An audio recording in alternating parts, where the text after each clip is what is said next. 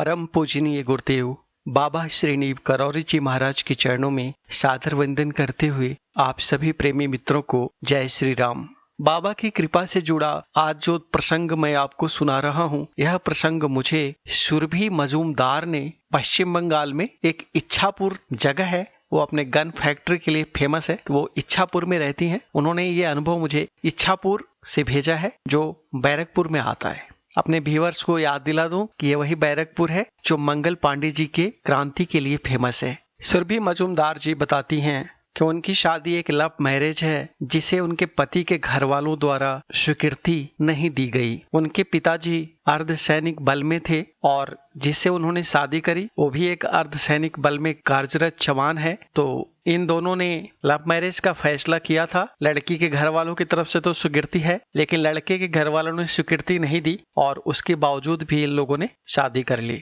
कालांतर में इनके पिताजी अर्धसैन्य बल से रिटायर होकर के अभी इच्छापुर में रहते हैं। पैतृक घर इनका इच्छापुर है और अभी वर्तमान समय में सुरभि मजूमदार जी के पति जो केंद्रीय अर्धसैनिक बल में पोस्टेड हैं और वो जम्मू कश्मीर के किसी बॉर्डर इलाके में तैनात है। अब बॉर्डर इलाके में तैनात होने के कारण परिवार को साथ रखने की अनुमति नहीं होती, तो अभी फिलहाल वो अपने मायके में अपने पिता के घर में रह रही हैं। सुरभि मजूमदार जी बताती हैं कि बाबा श्रीनीव करौरी जी महाराज से परिचय उनका तब हुआ था जब शादी के बाद उनके पति उनको उत्तराखंड में घूमने के लिए लेके गए थे। उत्तराखंड में जब वो घूमने के लिए गए थे तो नैनीताल और अल्मोड़ा की वादियों में घूमते हुए उन्हें बाबा श्रीनीव करौरी जी महाराज के बारे में सुनने को मिला, जानने को मिला और उनके पति उस इलाके में कुछ दिन तैनात भी रहे थे, तो वो पहले से जानते थे बाबा श्रीनीव करौरी जी महाराज को। तो जब शादी के बाद वो उधर घूमने गए थे अल्मोड़ा और नैनीताल अपनी पत्नी के साथ, तो सुरभि मजूमदार जी और उनके पति बाबा श्रीनीव करौरी जी महाराज के आश्रम भी गए थे और वहां उन्होंने कैंची धाम में बाबा का दर्शन किया था और बाबा के प्रति श्रद्धा उनके मन में तभी से है।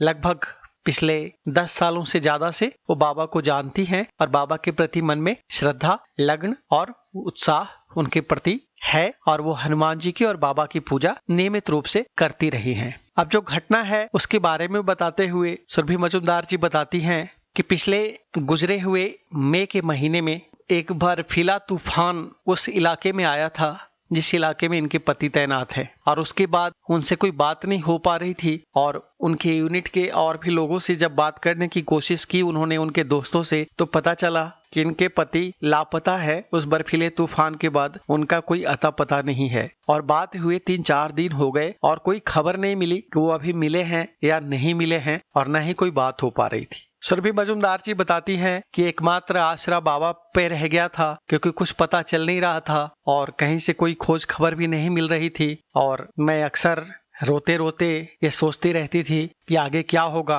हमारे दो छोटे छोटे बच्चे हैं और इस बीच में उनका कहना है कि अभी जो उनका दूसरा बच्चा है वो अभी मुश्किल से उस वक्त जिस वक्त की ये घटना है उस वक्त 1 महीने का भी नहीं था। तो परेशान मन, परेशान तन और पति के उसमें गुम होने की सूचना और 3-4 दिन तक फिर उनका खबर न मिलना। वो बता रही हैं कि मेरी हालत दिन पर दिन खराब होती जा रही थी क्योंकि मैंने खाना पीना भी छोड़ दिया था और बच्ची का मैं ख्याल क्या रख पाती, अपना भी ख्याल रखने की परिस्थिति नहीं थी। किसी तरह उनके माँ और पिता और उनके भैया भाभी उसको, बच्ची को और इनको संभालने में लगे हुए थे। एक रात की बात बताते हुए सुरभि मजूमदार जी कहती हैं कि मैं रोते रोते सो गई और बहुत गहन चिंता में थी और बाबा से एकमात्र प्रार्थना कर रही थी। हनुमानाष्टक पढ़ते हुए बाबा से प्रार्थना कर रही थी कि आप सबको उबार देते हैं, सबको कष्टों से उबार देते हैं और हमारे मांग के सिंदूर की आप सुहाग की रक्षा करना बाबा, कोई अच्छी शुभ सूचना दे दो बाबा, कृपा करिए बाबा। और ऐसे ही रोते रोते कब नींद लग गई, कब आंखें लग गई, उनको पता ही नहीं चला।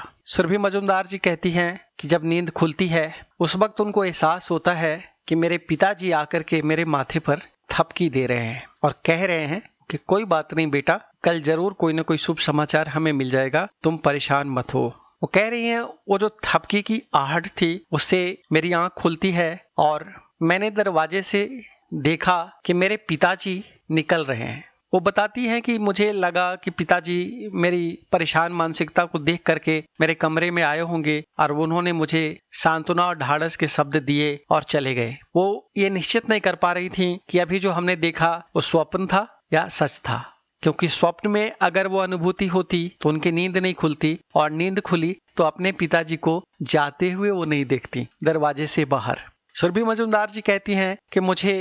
वस्तु स्थिति का बोध होने में लगभग 1 मिनट और लगा होगा, और उसके बाद मैं उठी, और चूंकि उनकी बेटी उनके माँ के पास दूसरे कमरे में सो रही थी, जो छोटी बच्ची थी 1 महीने की, तो उसे देखने के निमित्त वो उठ करके जाती हैं तो देखती हैं कि उनके पिताजी गहरी नींद में सो रहे, माँ भी गहरी नींद में सो रही है, और वो बच्ची भी गहरी नींद में सो रही है। सुरभि मजुमदार जी कहती हैं कि मुझे नहीं समझ आया कि अभी थोड़ी देर पहले जो मैंने एहसास किया और जिन थपकियों के द्वारा मेरी नींद खुलती है, और पिताजी जो मुझे समझा रहे थे कि बेटी परेशान मत हो ज्यादा, कल जरूर कोई न कोई शुभ सूचना मिल जाएगी, ये क्या था। अगर हमने आते हुए निकलते हुए कमरे से पिताजी को देखा था, तो अगर ये पिताजी मेरे सो रहे हैं तो जो मेरे कमरे में ये ढाढ़स बंधाने आए थे वो कौन था। सुरभि मजुमदार जी कहती हैं कि जीवन में ये पहला अनुभव था इस तरह का अजूबा सा, अद्भुत सा, और मुझे कुछ समझ नहीं आया, और उसके बाद ना तो नींद आई। मैंने घड़ी देखा था तो उस वक्त सुबह के 3:30 बज रहे थे, और उसके बाद न नींद आनी थी ना आई। बिस्तर पर करवटें बदलते हुए उन्होंने सुबह की, और सुबह होने के बाद उन्होंने अपने माँ और पिताजी से इस घटना का जिक्र किया।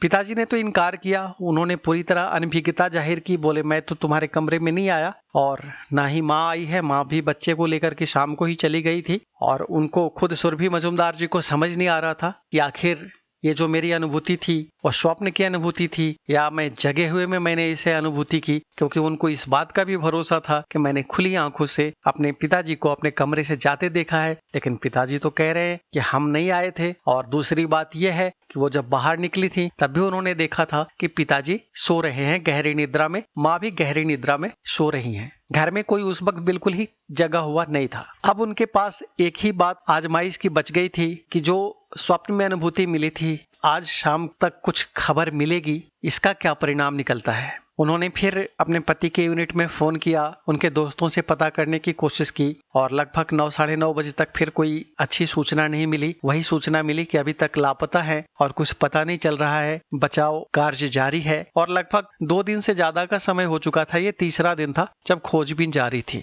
लेकिन शाम के 6 बजते बजते तक एक शुभ सूचना फिर से फोन पर प्राप्त हुई कि बचाव दल ने उनके पति को खोज लिया है, और गंभीर हालत में उनको हॉस्पिटल में, बेस हॉस्पिटल में ले जाकर के भर्ती किया गया है। 1-2 दिनों में शायद वो बात कर सकेंगे, अभी फिलहाल उनकी बात करने की परिस्थिति नहीं है। सुरभि मजुमदार जी कहती हैं कि वो स्वप्न का या उस अर्ध निद्रा में देखे गए स्वप्न और उस अनुभूति का एक ये सुखद परिणाम सामने आया था कि जैसा वहां पे पिताजी के रूप में जो कोई भी था जिसने आकर के ये ढाढ़स बंधाया था क्या शाम तक शुभ सूचना आ जाएगी, वो तो सही प्रतीत हुई, और मेरे पति बचाव दल को मिल गए थे, और अगले 2 दिनों में वो ठीक भी हो गए। और इस बीच में सुरभि मजुमदार जी कहती है कि मैं बाबा से बार बार प्रार्थना कर रही थी, और जब पति मिल गए तो उन्होंने इन चीजों को भूल गई, और इस अनुभूति को उन्होंने, इसमें कोई दिव्यता नहीं देखी, और इसमें कोई उनको बहुत बड़ी कोई चमत्कार जैसी चीज भी नहीं लगी। लेकिन सुरभि मजुमदार जी कहती हैं उन्होंने इसके बाद बाबा नीब करौरी जी महाराज से जुड़े कई यूट्यूब चैनल पर वीडियोस देखे, उन्हीं में मेरा चैनल भी सामने आया और दूसरे कई चैनल भी आए। तब उन्होंने